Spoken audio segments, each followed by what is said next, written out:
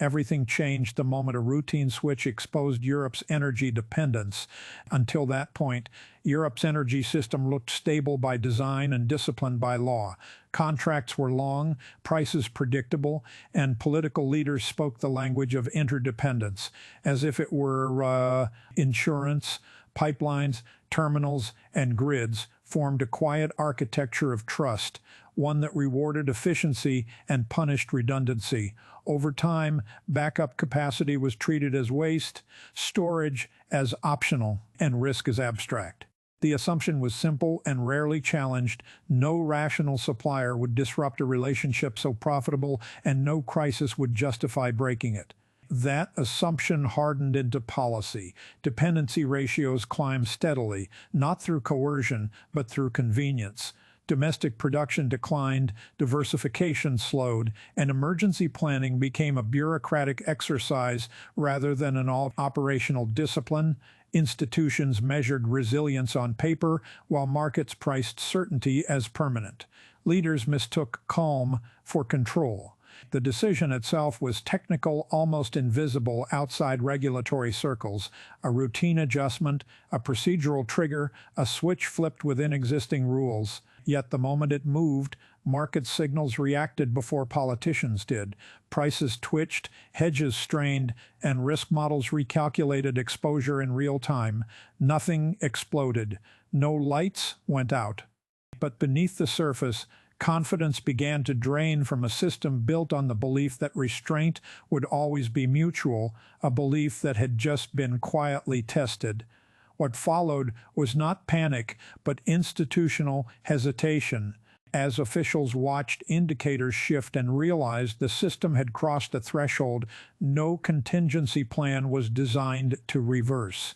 What began as rational cooperation slowly hardened into structural exposure written into Europe's energy law.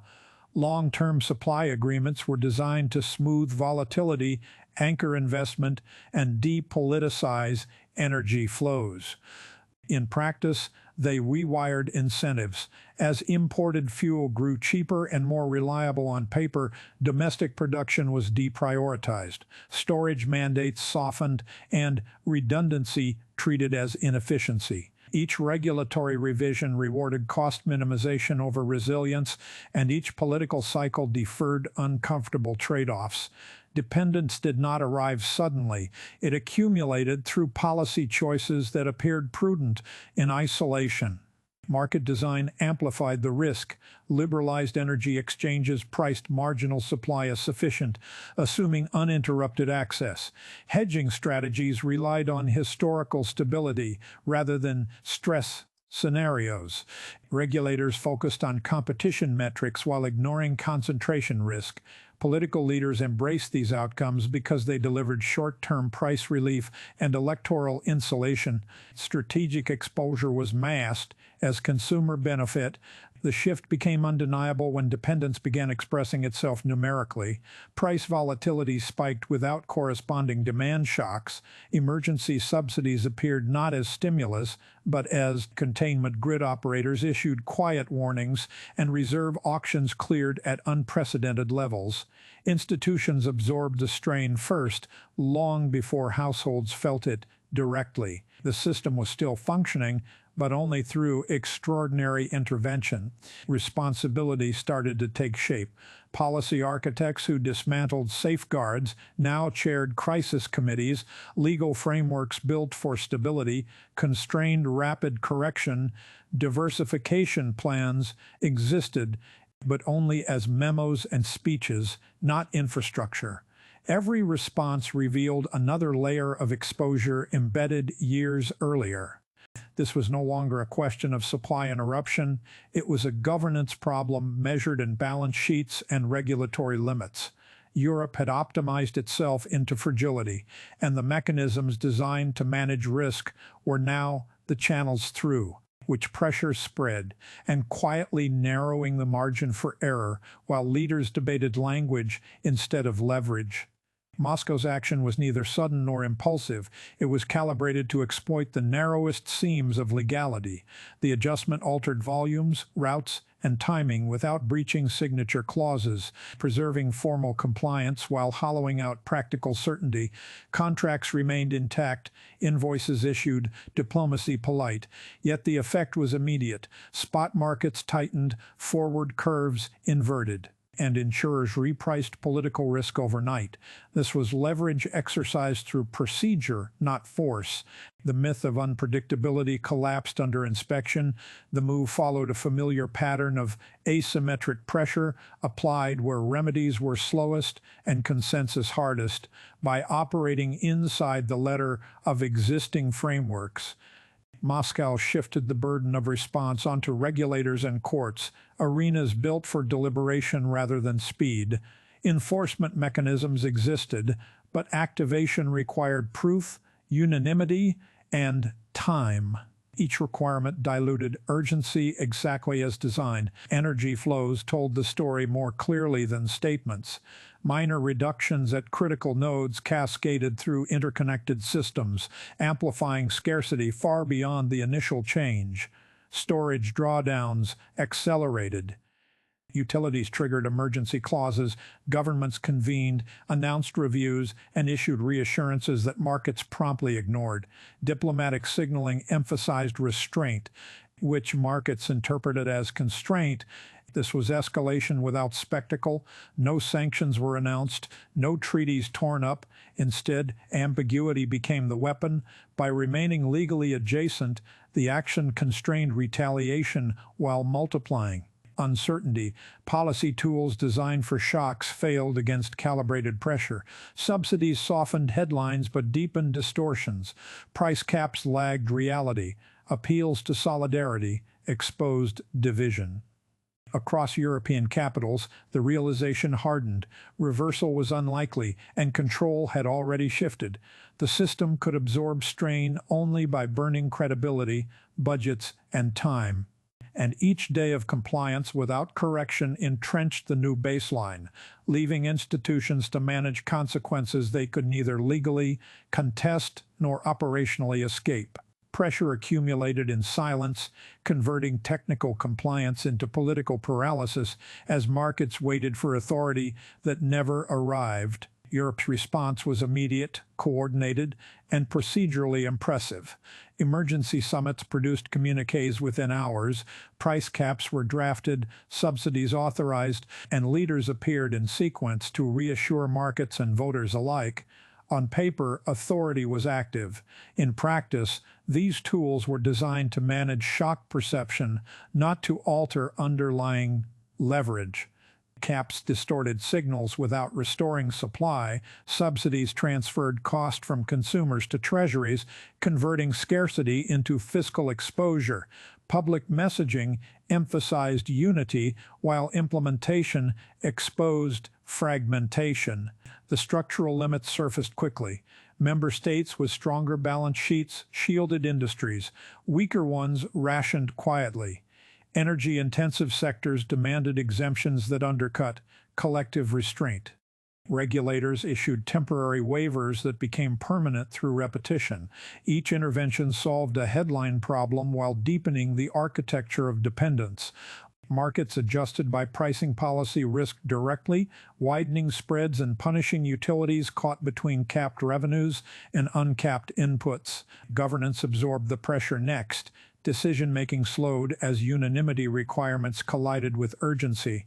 Legal review constrained retaliation options, forcing compliance with frameworks ill-suited for coercive ambiguity. Institutions defended process because process was all that remained. The credibility cost became visible as announcements lost impact. Traders stopped reacting to statements and waited for physical blows. Citizens sensed the gap between assurance and outcome, even as shortages were avoided. Internal divisions hardened into negotiating positions. Northern states resisted mutualization. Southern economies demanded relief. Industrial lobbies threatened relocation. Environmental targets were deferred in the name of stability, undermining long-term legitimacy. Authority fragmented across committees, task forces, and exemptions, each eroding the coherence required to project power. By stabilizing optics without shifting reality, Europe revealed a core vulnerability. Governance without leverage consumes itself.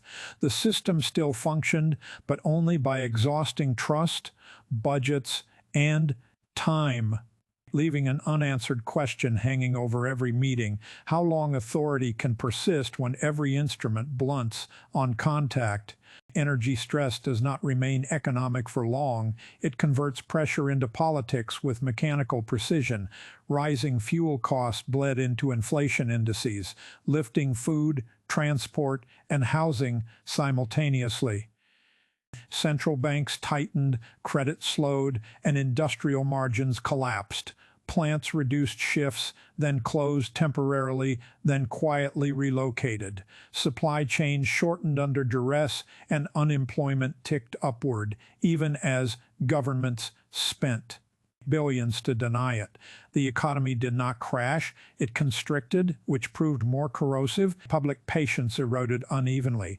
Households felt lost before understanding cause, translating price hikes into anger toward incumbents.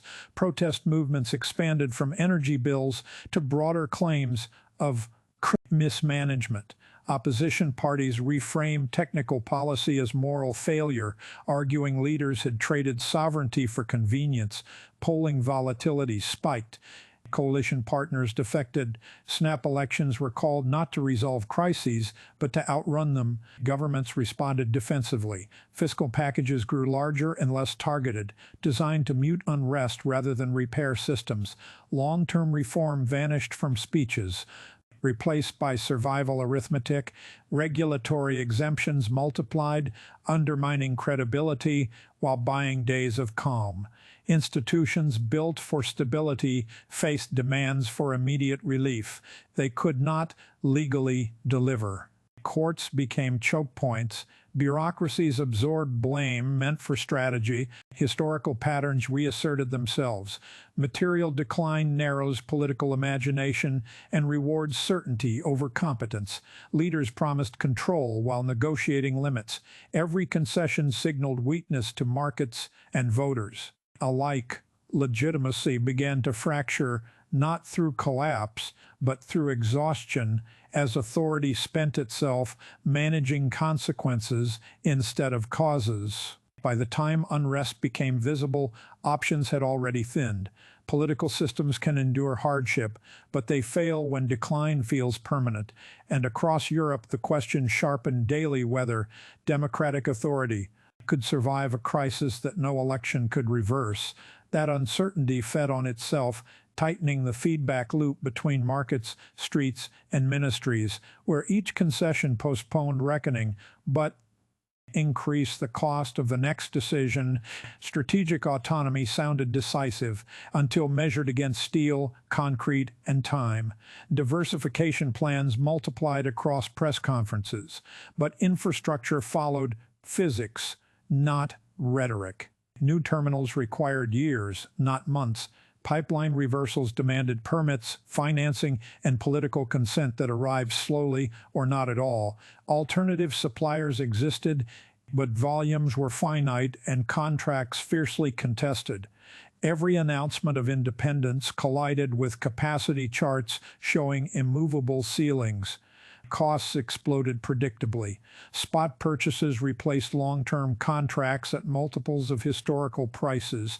Governments underwrote projects that would not break even for decades, locking public balance sheets into permanent strain. Grid upgrades lagged demand shifts, forcing curtailments that prioritized households over industry. Strategic reserves were filled once, then drawn down faster than they could be replenished. Autonomy became a slogan applied to systems still governed by scarcity. The narrative turned hardened as winter planning exposed trade-offs leaders avoided naming. Factories prepared shutdown schedules coordinated with grid operators. Fertilizer, steel, and chemicals curtailed output. cascading into agriculture and manufacturing, budgets strained under overlapping subsidies, defense spending, and debt servicing.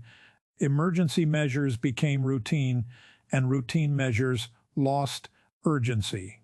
Europe was not transitioning, it was rationing decline. Institutions adapted by lowering expectations.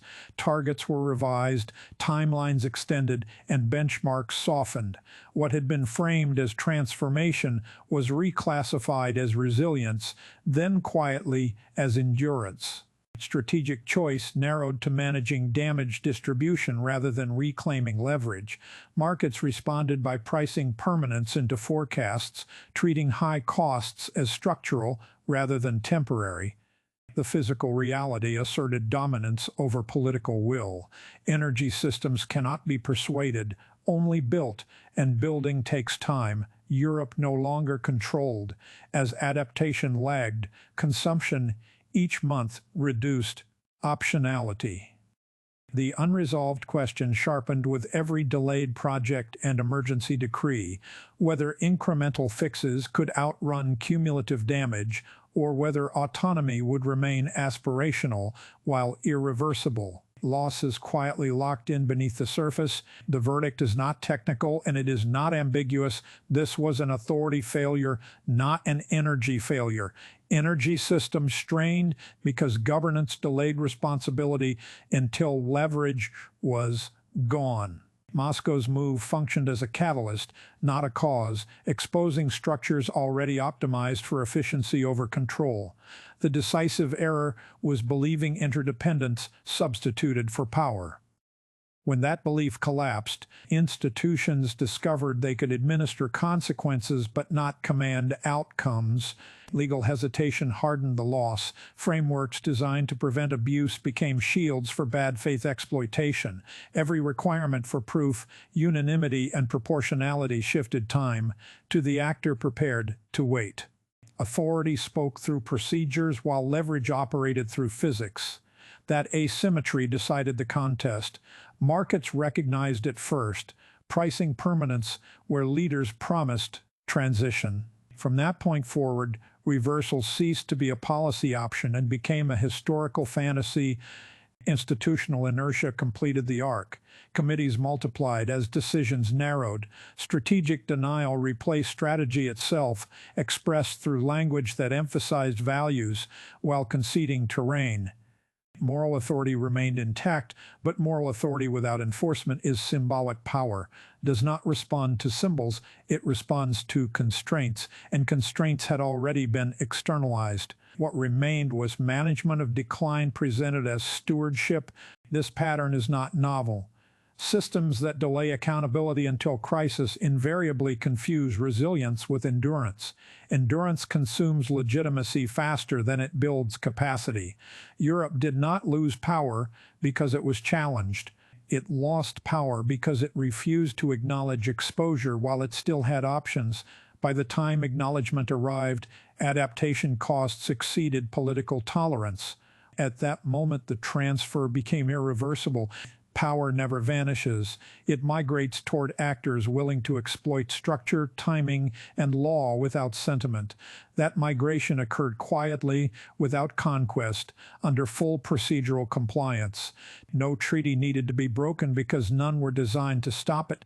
No recovery is promised here because recovery requires leverage, not resolve. What remains unsettled is not whether power has moved, but whether Europe can function politically while governing a system it no longer controls, as institutions continue to perform authority in a landscape where authority no longer determines outcomes and where every delayed decision tightens the settlement already written.